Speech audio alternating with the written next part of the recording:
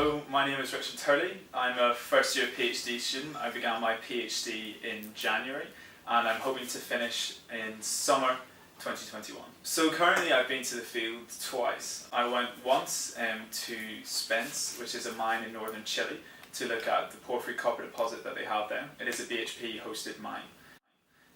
The second time I went to the field was just on kind of a recreational trip with the BHP cohort from the University of Bristol to Cornwall, where we looked at some copper mineralisation as well as tungsten mineralisation.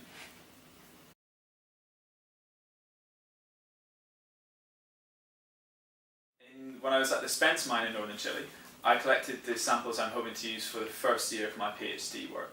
So primarily I was looking at breccias related to hypogene mineralisation around the intrusives in the Spence porphyry system. I'm looking in particular at a unit known as quartz feldspar porphyry 2, which is a slightly later porphyry body that intruded in the Spence system, and around it is associated with a lot of magmatic and hydrothermal breccias. So in my first year I'm hoping to look at these samples and to understand more about the events that led to the formation of the breccia body and QFP2.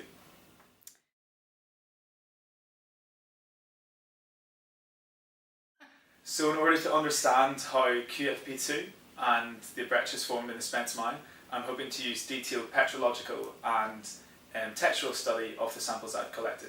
So firstly I'm going to make thin sections, which are very thin cuttings of rock, and that I'm able to transmit light through and also look at reflectant light off. So I'm hoping to use microscopic techniques to look at relationships between crystal sizes, crystal shapes, whether there's been any deformation and fracturing, and I'm hoping to look at how some of the crystals that are in it relate to each other and whereabouts these crystals come from.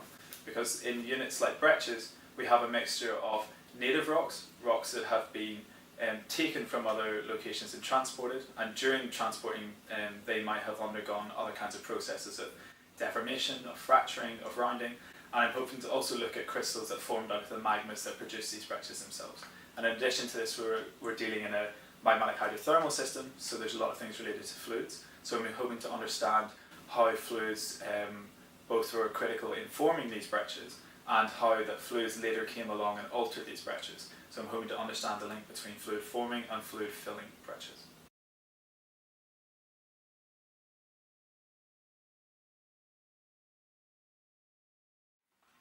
So BHP has been incredibly useful in our work. They give me access to the Spence mine to collect my samples, as well as providing geologists on site that I could ask questions with, which really helped me to begin to understand porphyry copper systems and the Spence mine itself. So as well as the useful information we get from geologists when we go to mines, we also have a lot of time to talk to and collaborate with workers both at conferences and at workshops hosted at Bristol. So being able to get into contact with BHP staff who have many years of experience working in this sector, some of which have strong academic backgrounds themselves, is incredibly useful for our work, both to as a sound chamber for ideas and for helping us to pursue and add direction to our work. One of the things I'm most excited about as part of the BHP and Bristol University collaboration is getting to go on an internship with BHP. So at the recent BHP workshop, we were talking to and engaging with some of the representatives from BHP and trying to plan an internship that will work around us. So for our internship, we're not supposed to do anything related to our PhD. However, we can try and find, because BHP is such a huge company, we can still find something that we're interested in, not directly related to our work.